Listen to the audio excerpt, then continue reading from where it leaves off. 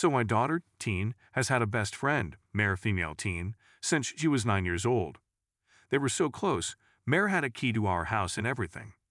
Sometimes she would come over when my daughter wasn't even around because that's how close she was to the rest of our family. She even went with us to family reunions. Well, recently, Mare got a boyfriend. She would bring him around to our house sometimes, and I could tell that my daughter had a crush on him, but I assumed it was small and innocent, and nothing would come of it. Then, one day, Mare pulled into our driveway like a crazy woman and accidentally hit our garage. When I came out, she had boxes of stuff and was shaking so bad she could barely walk. When I looked inside the boxes, they were all my daughter's stuff from over the years, including toys she still had from when they were 9. I didn't know what happened, but I could tell she was distraught. So I helped her get all the boxes out of her car and pulled her inside for a cup of tea. After about 15 minutes, she said, "Did you know?"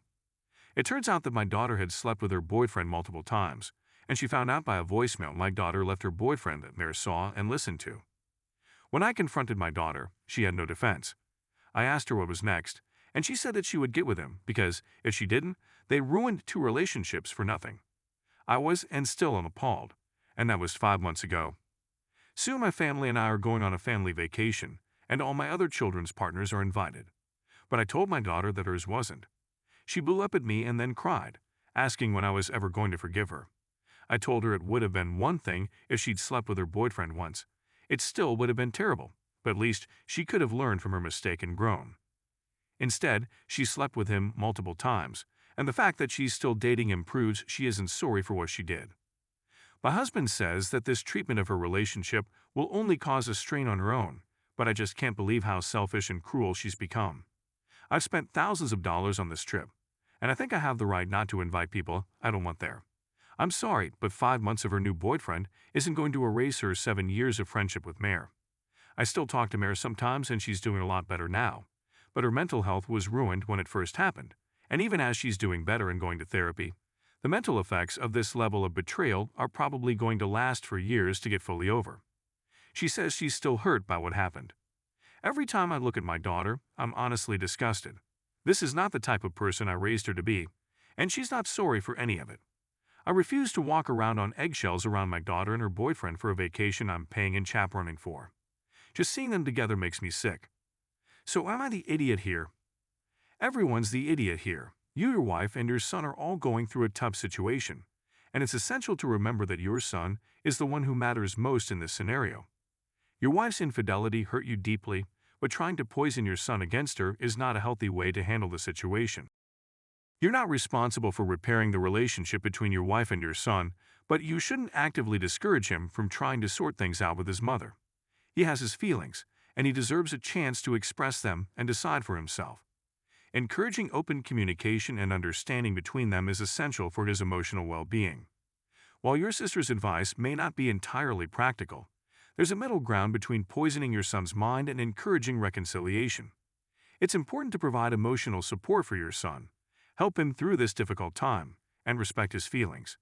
Your wife's social media accusations aren't helping the situation either. Focus on what's best for your son's emotional health, and consider seeking professional guidance or counseling for your family to navigate this complex situation. Not the idiot, OP. What your wife did was hideous, and your son witnessed it himself. So you're not poisoning his mind. His mom did that all by herself. But your child definitely needs therapy, and I think it would help you both to get into therapy. As for the family members who are blaming you, tell them to mind their business, or your contact with them too. I personally am not in favor of social media smear campaigns, as it does more harm than good and can easily get out of hand. So block and ignore your ex. Other than that, try your best to get full custody of your son and don't pressure your son to start having a relationship with his mom again. He can do that if he wants to down the road. Exactly, as long as Op isn't actively trashing his ex, then he's just being a good parent and listening to his kid vent. I can't imagine how traumatic it was for the poor kid to see his mom in bed with a neighbor who's not much older than him. So it's completely understandable he needs to distance himself from mom at this time. Only, you haven't got your son to therapy yet. In here, he has discovered his mother cheating, watched his family explode when he told you, and has his parents fighting over him, while his life has entirely changed. It's clear that neither of the child's parents has their best interests at heart. While ex-Mrs. Opie was a bad wife, Op is a bad father by not getting his son to therapy for what has been a very traumatic year.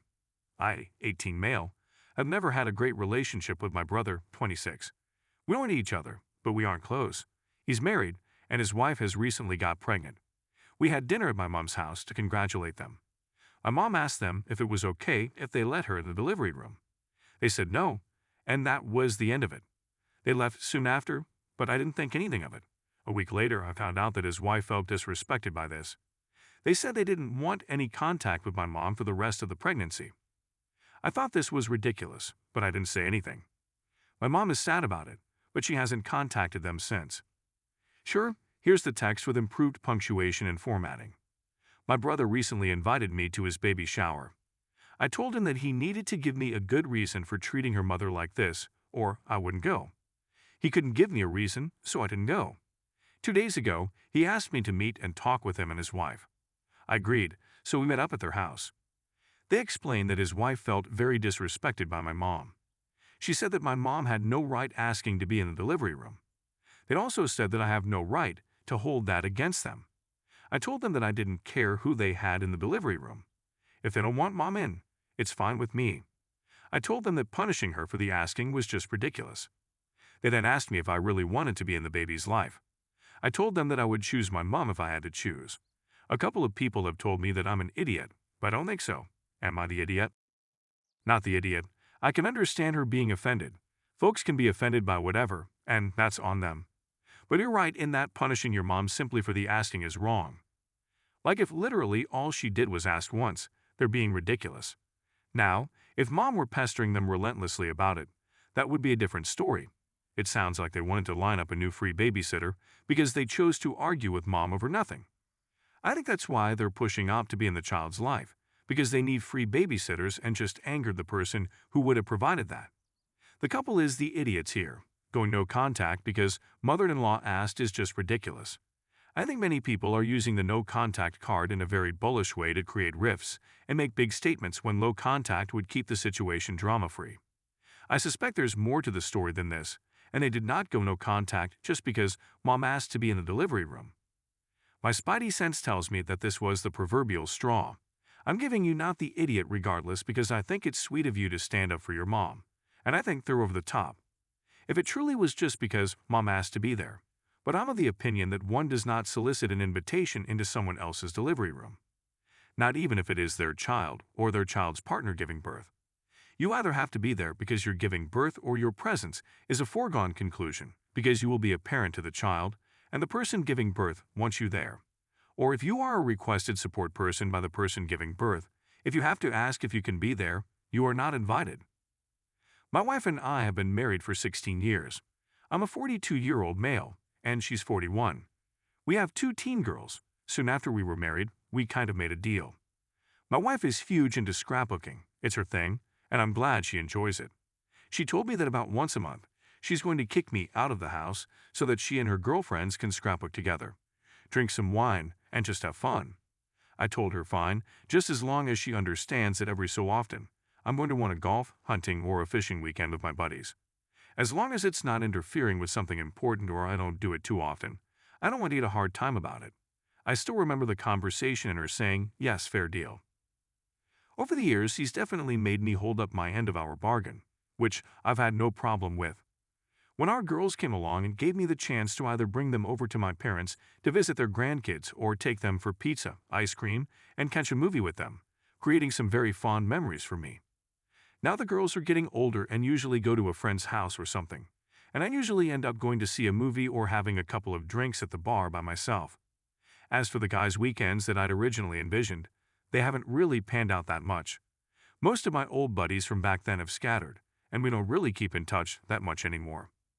Bottom line, I just haven't had nearly as many guy weekends as I thought I would. However, I've picked up new buddies over the years of my job, and one thing we like to do is have poker night reasonably often. We've never had one at our house, and recently I volunteered it. When I told my wife about it, though, I got pushed back.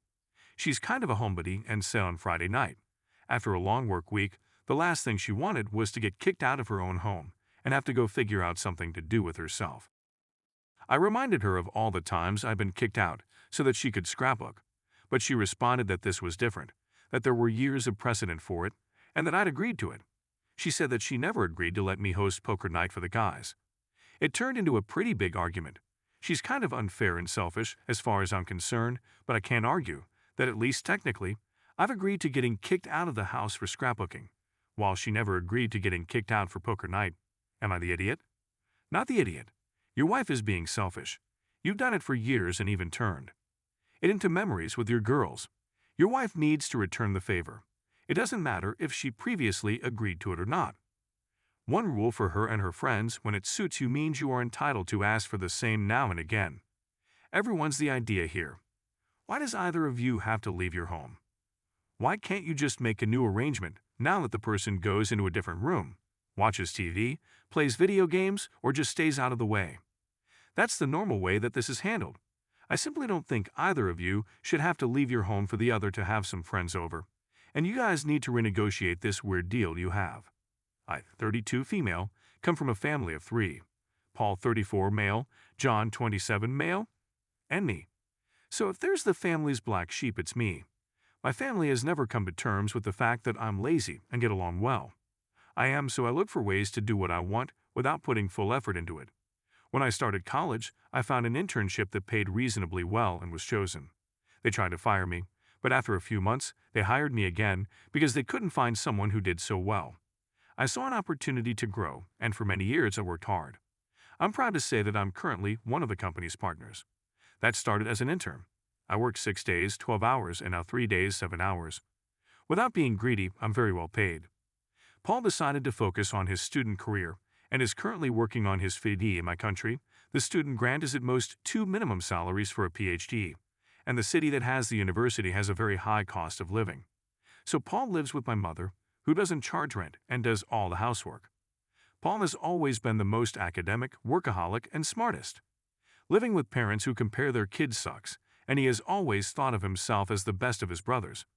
He's living with my mom and getting underpaid, and it's a sensitive topic. Last week, I went to a family dinner for John's birthday. I told them about the trip I had to take out of the country for work and extended it for 2 days to enjoy the place. My brother interrupted me, who asked about the trip was my stepfather, and I was answering and said, "I don't know how you manage to get along in life being lazy. I wish I could do nothing like you." I laughed out loud and said, "The lazy one who owns a car, has a house, travels internationally for work or pleasure at least once a month, and helps mom and dad. Yeah, lazy, but at least rich." My brother freaked out, and John was laughing in the background. Well, 30 minutes later, I had to go to my hotel. My mom says she won't have any more family dinners until I apologize. My dad agrees in part. John says it was the best thing Paul could ever hear. But tell me, am I the idiot? Extra. He tried to cut down my job by saying I don't work very hard, and he doesn't know why I earn so much for it. Not the idiot. I don't know how you're lazy when you work so much. He's probably jealous because he's still supported by his mom. He's the lazy one. Please don't apologize. He insulted you first, and if you apologize now, it will create a precedent that he's allowed to do and say anything while you just have to roll over. Tell your mother you expect his apology, not the other way around. Not the idiot, OP. Making life choices that minimize stress and maximize your finances is not lazy. You have different priorities than your brothers, and you don't need to be reprimanded for it. You played your cards well and put in hard work when necessary. The truth can be hard to hear, and it sounds like your brother, being the favored one in the family, has clouded his perception and his attitude towards others. It seems you say you help your mom and dad financially. I presume so. Your mom is willing to exclude you from family dinners, but take your money. Okay, I hate parents who play favorites. Big surprise that the only girl and middle child is the family's black sheep. You didn't start it. Paul started it by calling you lazy and saying you do nothing. Don't expect someone not to go on the offensive when you say stuff like that.